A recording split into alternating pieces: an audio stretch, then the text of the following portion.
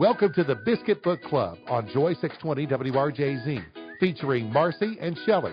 Today, conversation will build you up in the faith and encourage you to do what God has called you to do. Brought to you by Simplify Hauling. And now, let's go to the studio with Marcy.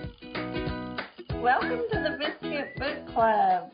We are serving up stories with Southern charm. I'm Shelley. And I'm Marcy. So let's go ahead and grab a cup of spiced cider instead of coffee. Unless you want coffee, then that's totally fine. Or some chai, something hot and cozy. What is your favorite writing beverage? Even this early, I get up at 4 a.m. on recording day, and I'm having red rose tea. It's my favorite. And when we go into the villages, they give us red rose tea, and now I'm hooked. So that's what I'm having this morning. Okay. But I was thinking about the apple stack cake. I've been thinking about that all week. And have you heard of apple stack cake? Is that the one where they have the thin apples and then they put the batter in it, and when they cut it up, it looks like just a layer of apples? No, this one is like 7 layers of really thin cake, and between there, it's almost like a apple butter taste. Huh. And it is so good. And I've been thinking about that, and I don't know how to make it. I definitely wouldn't know how to do that gluten-free. But we had a family. My sister's mother-in-law makes the best apple stack cake. Huh, I have never heard of that. I do apple hill cake, and that takes twice as much apples as it does flour. So it's very full of apples, and I love it. It's one of our family's favorites. I'll make it as a cake, and then sometimes I will turn around and make it as muffins because, you can, that way it doesn't feel weird that you're eating cake for breakfast. But yeah, sure, I'll take a muffin. And then the other thing that I've been baking, this is a new thing for me. I just ordered the rings. I didn't know this was a thing, but I really wanted to master the art of crumpet making. And so crumpets are kind of like if pancakes and an English muffin got married and had a baby, it would be like those. I mean, it's a yeast with baking soda or baking powder dough, so it's got both in it, but you have to have the rings to make it nice and round. But I am trying to perfect that because John and I are going on a trip, and we are actually going to go to England and to where some of our family came from. And so I thought I should really master crumpets so I have something to gauge against. But yeah. That sounds wonderful. And you go in January? Yes. Is that right? Yes, we're going to go to England. How will the weather be there in January? I don't really care. I mean, that's the only time we can go, so beggars can't be choosy. And I'm just so excited. I'm going. Yeah, we're calling it the Castles, Cottages, Crumpets, and Curd Tour, and we'll be going to Ireland, Scotland, and England, and we are just over the moon excited. But yeah, crumpets, and then so I'm looking forward to. I've really been looking into that part of the country, seeing where our family was from, seeing the castle that they lived next to, and the manor that they were from, and so just learning more about that is, I think, something that writers do all the time, and so I love that. Yes, and you know who writes in the Regency era and is our guest today is Julie Klassen. Ooh. Her books are so good, and the covers are always so beautiful. And the new cover, I actually just ordered 2 because Amazon has buy one, get one half off. And I just ordered 2 of her new books. It's called, and I've lost my, A Sea View Christmas. Ooh. I love that title. And it's so cozy, and I'm so excited to read that one. And I'm going to give my newsletter followers, not all of them, one special newsletter follower will get Okay. Get a copy. And then she just had a book come out. So she's had a couple of books here. You know what we should do? We should just give her a call and talk to her about this because I really want to know some places I should visit in England. She can tell you.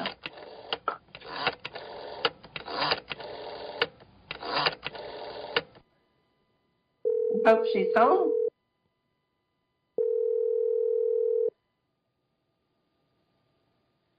Hello. Hello, Julie. It's Shelley. Hello? And Marcy. From the Biscuit Book Club. And Marcy. Hello, girls. Good morning. Hey, good morning to you. We were just talking about crumpets. Well, we were talking about recipes and our favorite. They probably drink tea over in England. Would that be more accurate to say they're more tea drinkers than coffee drinkers? But they have both, of course. But. Well, that's good. So I don't have to take my own coffee. John and I are planning a trip to England. It's a huge event for us, and I've been practicing crumpets and getting ready to think about where we went to, what we don't want to miss. So you have really, that is your sweet spot, is the Regency era. So I just thought I would ask you a couple questions as far as like what places should we make sure we go to, but then also for your books, Shelley was saying that you have one that people can pre-order. What is that book? Well, first of all, you're asking me about like my favorite subject in the world, so we could talk about England all day. But yes, I have a book that's coming out December 2nd called Whispers at Painswick Court, and a standalone mystery. And then, I had one that just came out in September, a Christmas one called A Sea View Christmas, which is the one Shelley had just mentioned. So it's so looking forward to those getting out in the world. So if you love and I can take zero credit for the covers because there's a lovely, talented woman named Jenny who does them, and I think she's done almost all of them, all but one. She's so talented, and she loves England probably just as much, if not more so than I do. So she really gets into my covers, I have to say, and I'm very blessed. I do have to say. So where are you going, Shelley? Oh, well, it's Marcy. Marcy's going, but I don't know, Shelley. Do you want to go with me to England? That's what I meant. So we're going to Ireland because I went with a friend, Susie Flory, when she was doing a story in Ireland, and I was her photographer and captured recipes there. But I didn't get to see all of Ireland, and so my husband is going to go with me. We're going to go back there, and then we're going to go to Scotland and see a friend and stay with them for stay with her a couple days, and then come back through England because my family was from Somerset area, the Bath area, and so they were Lord and Lady Chilcot from the Chilcot Manor, and so we are looking forward to checking out some of that, and it just was, we're just thrilled to go. I do have a question. What Regency tradition do you embrace or you wish you could bring back to modern society since you love that time period? Well, there are so many that I love. I love all the manners, and back then, going to church was just a normal part of life. Having the vicar to dine, all those things were much more woven into life. So I love all of that. But I have to say, I love the dancing. We don't do enough dancing, I don't think, in our world today. So my husband has been a good sport and has done some those, movies like Pride and Prejudice, and he's a good sport, but, it's not something you do very often here in Minnesota. Yeah, sure. So I would bring back more dancing. Yeah, sure, you betcha. That's what I would bring back. Yeah, Yeah, I'm surprised they don't do more dancing. Say, I don't know. Right, we need more dancing. My husband's favorite place in England is Bath. You have to practice saying Bath. In and Somerset, that's where, he loves. Is that where Jane Austen's from? Or where or am I thinking No, of but she did one? live there. She did live there for several years. Yeah, after her dad died. So she did end up living there. She wasn't a huge fan of Bath, actually. But But I am, and so is my husband, so I think you will like it there. And you can't see me, Marcy, but I am bowing to you since you are, Lord and Lady of the Manor. Yes, yeah. The relative. Cool. The Chilcots. The curtsying. Sorry, curtsying. How many times have you been? I don't know for sure, but something like 8 or 9, I would say. Wow. Something like that. And I've gotten to host a couple of trips over there, and we're doing another one in June, so the number will be going up here in June. So I've never been in January, though. That'll be interesting. Yeah, I'll let you know how it goes. My husband, who actually is the sponsor of our show, because we just celebrated 40 years of marriage, and it was like, you know what, let's go on a special trip. And because that is a slow season for him with the Semper Fi hauling, then it's like, if we're going to go, we should go when it's slow season for you. And he had a ticket, and we just decided we're just going to go. So we'll be in Ireland at Maddie's Pub and Apartments on New Year's Eve. So that should be actually really lively. And just finding these little cozy cottages on VRBO. And I'm planning to write about it and capture recipes and definitely get some of the culture there. So I'm excited about it. But that's great. It's great you have friends there too to kind of, not that you have to stay with them all the time, but it's because you've got some bases or some connections to start with, and then explore from there on your own. Yeah, that'll be awesome. Yeah. Where in Scotland are you going? Gloucester. Do you remember where in Scotland you're going? I think we fly into Edinburgh. It's only like $40 to fly from Ireland to Scotland. So we're flying into Edinburgh.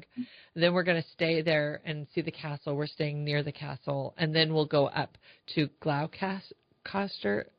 I can't even say it, but not because it's a secret, but because you need to do some pronunciation, training on YouTube for like Edinburgh. You have to say Edinburgh. Edinburgh. Edinburgh. She has that. Yeah. Gloucestershire. Gloucestershire. Yeah, that's where we're going. Is Gloucestershire. Yeah. So we're going to go there, and then I think we'll probably stop at where were the Beatles from?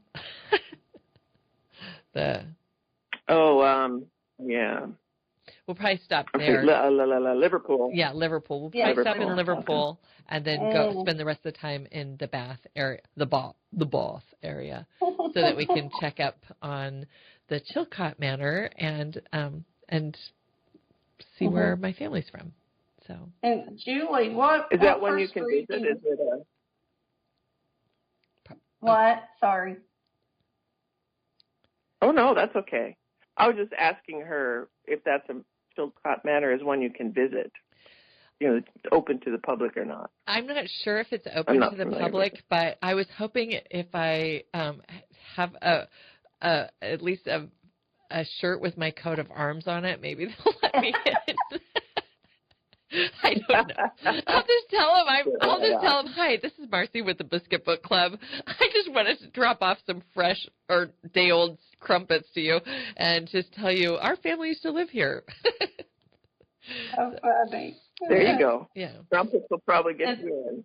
Yeah. Okay, I'm sorry, Shelley. I spoke over you. You were asking me what drew fine. me to what?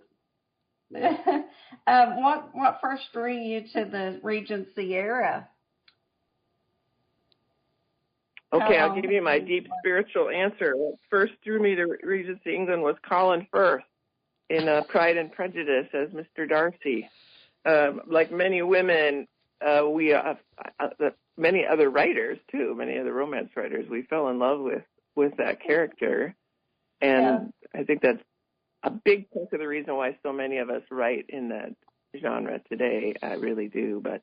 So yeah, I don't have a big serious answer. I always wanted to be a writer, and I always loved England, at least ever since I read The Secret Garden as a girl, and Jane Eyre and some of those really young. And I think that's why a girl from Illinois originally loved England before I ever got to step foot on its soil. So I always wanted to write, and I always from a young age loved England, but. Yeah, you have to give Colin Firth some credit for why I'm specifically writing in this time period. I know, very deep. I'm very deep. But no, it's true. And there's something about, again, the courtly manners and the balls and you can't just say what you think, the kind of restraint there, I think really kind of drew me in. And so obviously I'm super grateful that people still like to read in that time period, because I've got 20-some books now set there, and I still love it, and thankfully readers do too. So no plans to change at this point. Yeah, that's great. And I think they did such a great job with the Pride and Prejudice movie with Colin in it. Yeah. There's always debate over which one's the best, but most purists still prefer that one. Don't get me wrong, I'll watch every one they come out with, but I still think that's classic. Which of the Regency traditions are you thankful they left in the Regency era? That is another good question.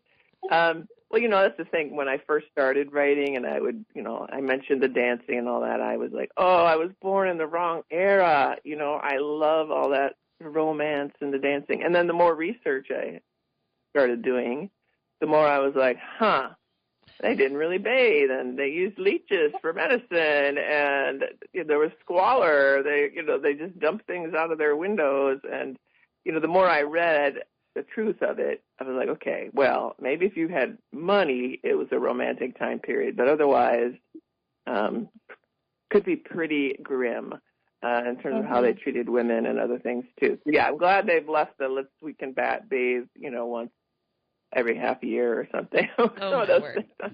I'm glad they've left in the past, and they still use leeches though, so I didn't get away from that. But thankfully we've come a long way in terms of hygiene and medicine and treatment of women. So we wish some of those things back. And just to let you know, I have a friend who they are bringing back something called country dancing, and it's very similar to the dancing that you do see in Pride and Prejudice and some of those old colonial dances. That is actually something that is making a resurgence, because it was such a great social event on how men and women were able to meet. And so, they don't have all the dances and stuff now that they did when we were growing up, or square dances from our grandparents, when they were callers, or swing dancing even. And so they've brought back some of the country dancing. So it'll be interesting to see if that picks up a little bit of interest. Yeah. No, it's great. And like you said, it is that social thing where you're dancing with everybody, not just the partner you came with. And even the mid-dance, you're, swinging arm to arm with your neighbor and all that. In a way, very similar to square dancing in a way. I do think it's a lovely tradition for socializing with all ages. So I hope it goes well for them as well. Can you share a little bit about your plot of the book that people can pre-order? Okay. So, So the Sea View Christmas is part of the series, though it can be read as a standalone. But on the next one, I've gone back to a standalone. It's most of my books, after 20-some, most of them are standalones. I do have 2 series in there, but Whispers at Painswick Court is a standalone romantic mystery. It's about a young woman who has decided she's getting a little long in the tooth, which back in Regency times means at 27 you've pretty much given up hope of marriage, which is funny to us today, since most of us, well, anyway, I was later when I got married. But she's tired of her stepmother's matchmaking attempts. She just wants to live a useful life. She's grown up as the daughter of a local surgeon, and she gets a lot of satisfaction from helping people. So that's what she wants for her life. She's goes back to Painswick, which is a real lovely place in the Cotswolds area of Bath, and she grew up going there for summer times with her grandparents. But when she gets there, she is asked to step in and serve as a sick room nurse for kind of the matriarch of the village. And she has a reason to dislike this matriarch. There's a history. This old woman forbade her nephew from marrying her sister.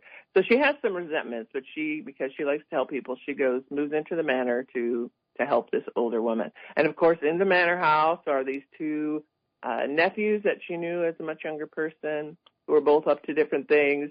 There's the daughter who's got some mystery with her, and there's two doctors who come to call quite often on the older lady. One of them who decides that he really likes Anne, and so she's got to kind of deal with her growing attraction to this guy when she's decided she's not going to get married, plus a growing mystery because things start happening. And she soon realizes that the woman's life is in danger, and she finds herself a suspect. So she's got the growing mystery of trying to figure out who's really in charge or who's really responsible for the things happening to the older woman, as well as kind of fending off the attraction of this man. And, along the way, besides being caught up in all the danger and the romance, she's also got to kind of review her beliefs about, well, this is what I thought my life was going to be like. What if God has a different plan? She's also got some struggles because her mother died, and some of the things she's kind of come to believe that prayer doesn't really work, at least not for her. But she finds herself really needing God and kind of having to retest those decisions and kind of come back to him as well. So that might be a little long-winded, but that's the general idea behind Whispers at Painswick Court. So I do love weaving in a little mystery with the romance, and I love a brain puzzle. What's really going on with these different characters and that sort of thing. And so I hope readers will like it. And this is a little extra hard to write, I think, but I do think they're extra satisfying read. It is. As well. I'm sure it gives a wider audience too, because people do love a good suspense, and it does give you that turning the page, like ooh, like you do want to know what is next, like a good Perry Mason. I love that too. Yeah. Right. And Julie. Go ahead. Yeah. No, you go ahead.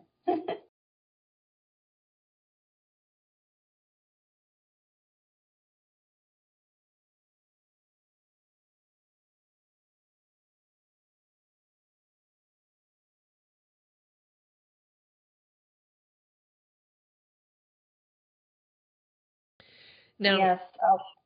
You write series, but standalones as well. Is it harder to write standalones as it is series, or which one are you finding easier? Because a series you can kind of bounce off of similar characters or at least a setting, but standalones you have to start from zero. So how has that been?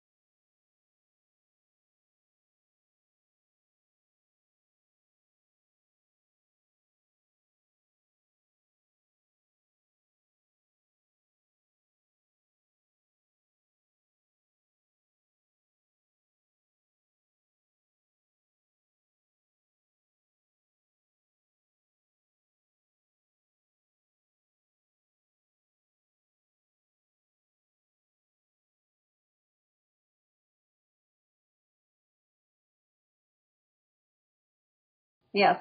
What's your writing process?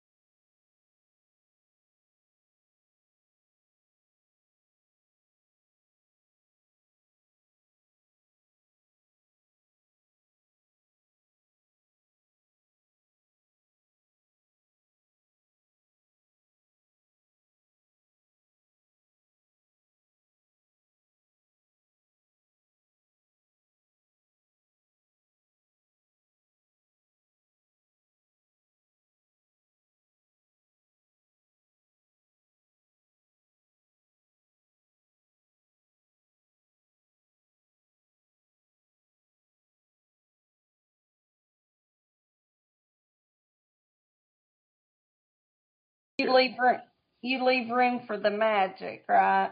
The little.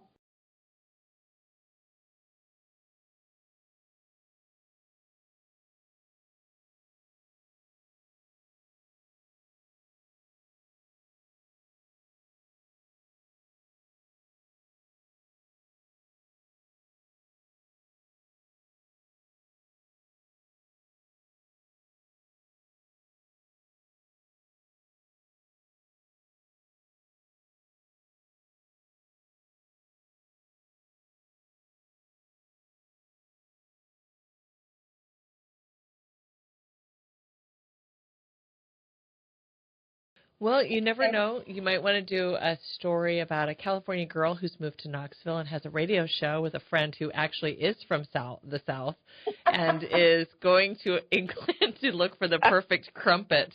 So, and hopefully find out that she was part of the Chilcot Manor, but not as the scullery maid.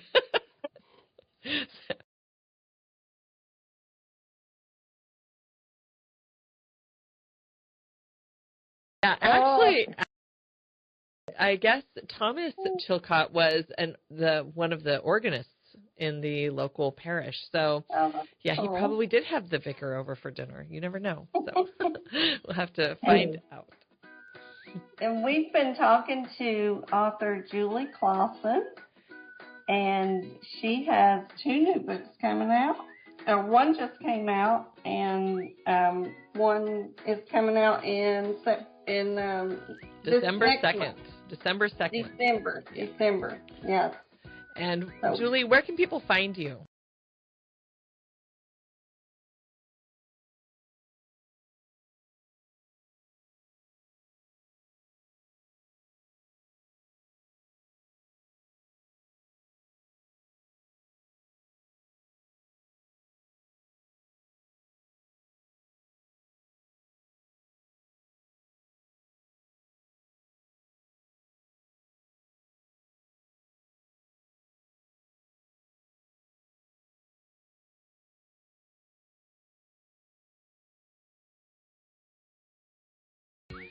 Okay.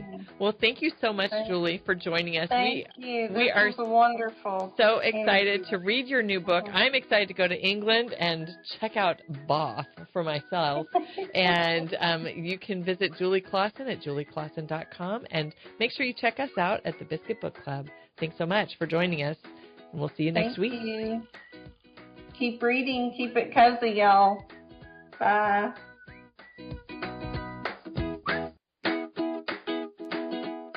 Thank you for listening to today's Biscuit Book Club with Marcy and Shelley. Be listening next week at the same time for great encouragement and a challenge for what God has for your life on the Biscuit Book Club on Joy 620 WRJZ.